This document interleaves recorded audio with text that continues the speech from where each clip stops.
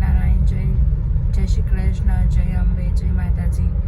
તો આજે છે ગુરુવાર, સાંઈબાબાનો દિવસ છે, તો જય સાંઈનાથ.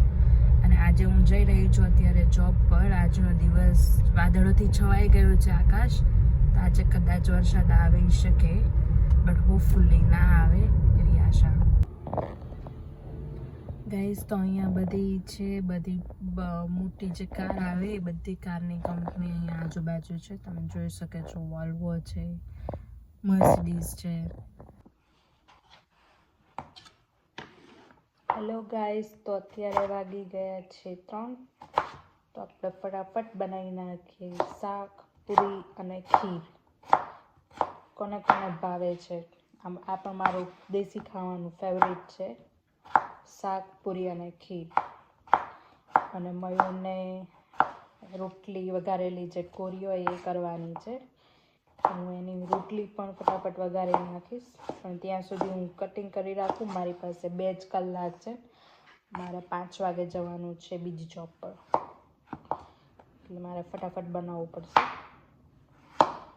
જોકે 2 જણનું છે એટલે વાર તો નહીં લાગે, પણ તો પણ ફટાફટ કરવું પડશે. તો કેવો રહ્યો આજનો બધાનો દિવસ? કમેન્ટ કરજો, અને જો મારા વિડીયો પસંદ આવે તો લાઈક કરજો, શેર કરજો અને સબસ્ક્રાઈબ કરજો.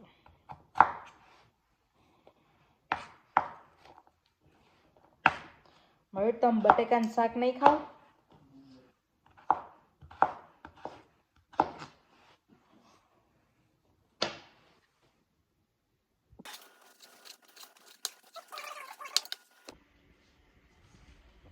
મયુરે આજે ઘર ક્લીન કર્યું છે, બધે વેક્યુમ કરી નાખ્યું છે. જોવા કર મયુર, બીજું શું કર્યું? Toilet bathroom dressing.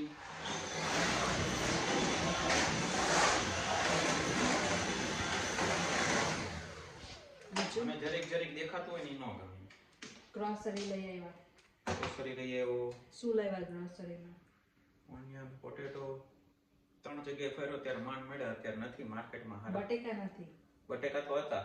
તો કાંદા વાંધો ને પેકેટમાં ઉગેલા પછી તો છૂટા લઈ આવે. છૂટા આવડા મોટા આપણે 2 જણાને એવડું મોટું પછી વેસ્ટ જાય. નાની બેગ તો કદાચ લોટસમાં હોય તો પણ નહીં. દો લોટસ તો વાગવું પડી જાય. તો અર્જુનમાં ગયો, પહેલા ફૂડ ફોર લેસમાં ગયો, પછી અર્જુનમાં ગયો, પછી અર્જુનમાં મળ્યા. પહેલામાં તો ફૂડ ફોર લેસમાં તો કાંઈ નહોતું, 5 kg ના જ હતા. 5 kg ની આટલી બેગ $7.5 મોંઘું થઈ ગયું છે.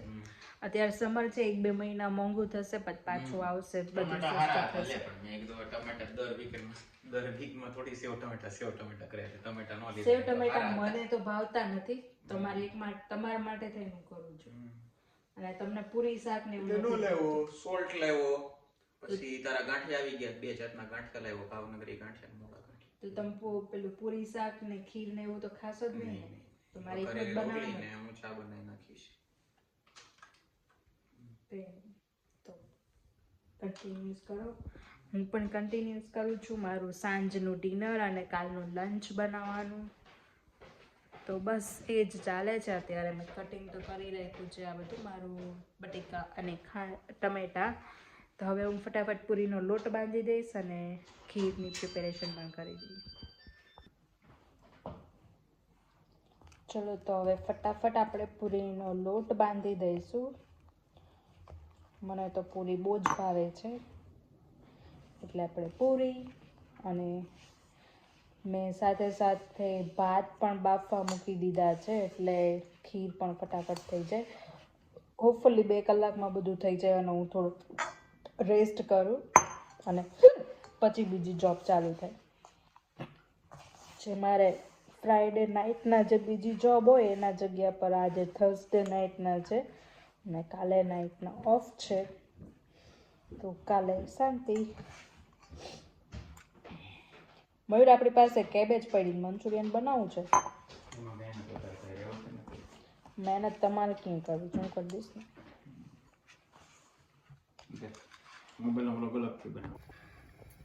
તો મેં અહીંયા શાક વઘારવાનું તેલ મૂકી દીધું છે, અહીંયા મસાલો રેડી છે, અહીંયા મેં ખીર બનાવવા માટે રાઈસ બાફવા મૂકી દીધા છે, અને અહીંયા મેં પૂરી તળવા માટેનું તેલ પણ કાઢી લીધું છે. આજે હું બધું ફટાફટ કરીશ કેમ કે મારી પાસે આજે ટાઈમ બહુ ઓછો છે. બીજી જોબ ઉપર મારે 5 થી 9ની જોબ છે, એટલે હું ટ્રાય કરીશ કે બધું હું ફટાફટ બનાવી દઉં આજે. તો આમાં હવે મારે ધાણા જીરું કાઢવાનું છે, તો પહેલાં એ કાઢી લો.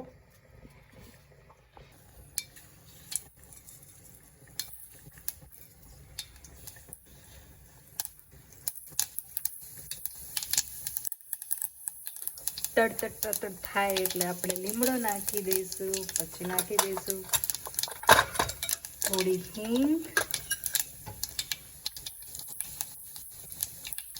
થોડી હળદર.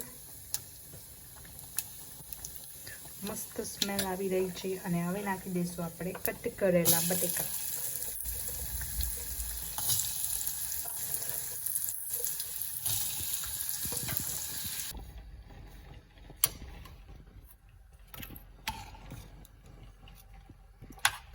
શાકનો વઘાર કરી દીધો છે. હવે ફટાફટ હું કુકરની સીટી મારી દઉં 2 થી 3 એટલે મારું શાક રેડી. તમારે ખીર ફટાફટ બનાવવી હોય તો આ એની નિંજા ટેકનિક છે. રાઈસને તમે આવી રીતે ચડવી દો ને પછી એમાં દૂધ, ઇલાયચીનો પાવડર અને શુગર નાખી દો એટલે તમારી ખીર છે રેડી. હું આને થોડી હજુ વાર બાફવા દઈશ અને પછી હું નાખી દઈશ એમાં ઇલાયચીનો પાવડર અને દૂધ અને થોડી શુગર. પૂરીનો લોટ પણ તૈયાર થઈ ગયો છે. તો ચલો હવે ફટાફટ હું પૂરીને વણવાનું ચાલુ કરી દઉં એટલે પછી મારે ડાયરેક્ટ તળવાનું જ રહે. તો ચલો આ મસ્ત લોટ બંધાઈ ગયો છે. તો ચલો હવે બનાવી નાખીએ.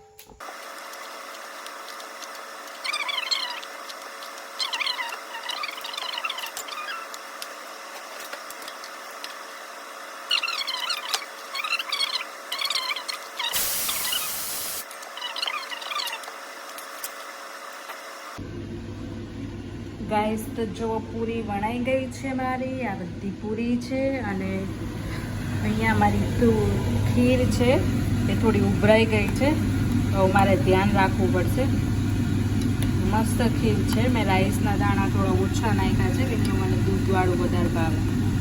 તો જો ગાઈસ અહીંયા સબ્જી પણ રેડી છે, તો એ પણ આપણે હમણાં ખોલીને જોઈ લઈશું.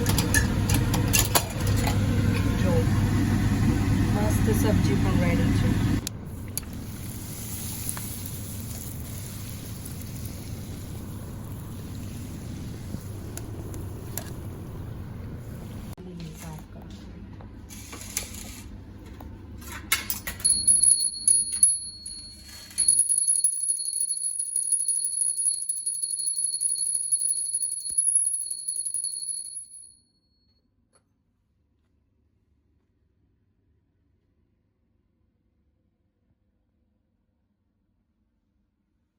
બનાવ્યું શું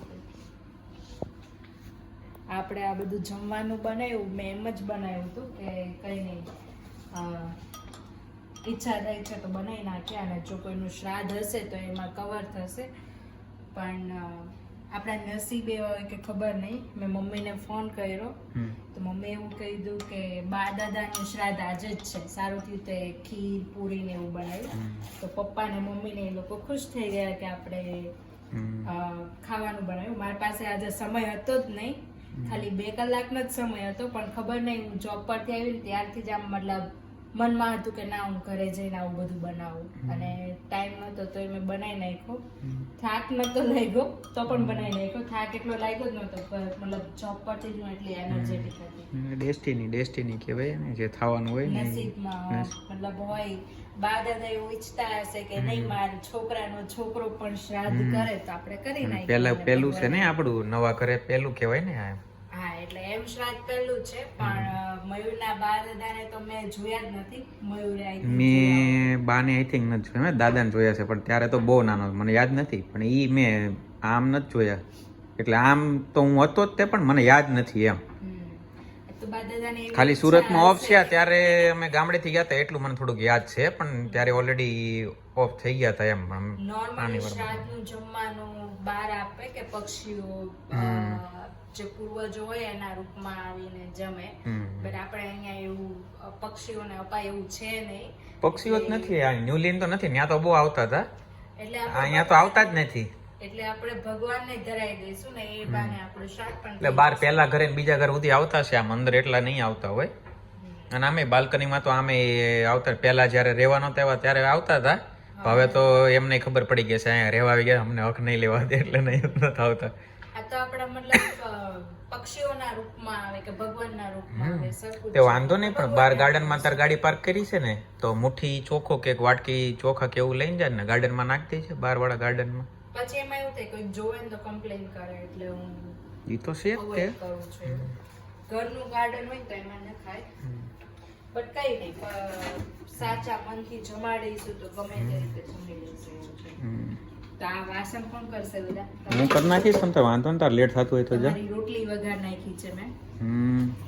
થોડું જમીને હું નીકળી જઈશ, કેમ કે 4:15 થઈ ગયા છે, મારે 5 વાગે ચાલુ કરવાનું. હવે વાસણમાં એટલું બધું કઈ છે ને, તમ તાર હું ધોઈ નાખીશ. આ બધું ખાલી થશે. હેલો ગાઈસ, તો અત્યારે વાગ્યા છે 4:45 અને મારે જોબ પર જવાનું છે, એટલે મેં જમી લીધું છે સાંજનું. મેં વહેલા જમી લીધું છે, કેમ કે મને એમ પણ સાંજે ખાઈને ડાયરેક્ટ સૂવાનું થાય નથી ગમતું, એટલે હું જોબ ઉપર પહોંચી જઈશ. હમણાં નીકળી જાઉં છું, આજે વહેલા નીકળું છું, કારણ કે મારે મોલમાં કશું કામ છે. અને આ જો ફૂડ પણ રેડી છે. હવે મયુરને બસ આવીને જમવાનું જ બાકી છે, અને રોટલી પણ વઘારાઈ ગઈ છે, પૂરી રેડી છે, પાપડ છે, શાક છે. તો બસ હવે આજે એને જમવાનું છે, અને હું હવે પાણી પીને નીકળું છું જોબ પર.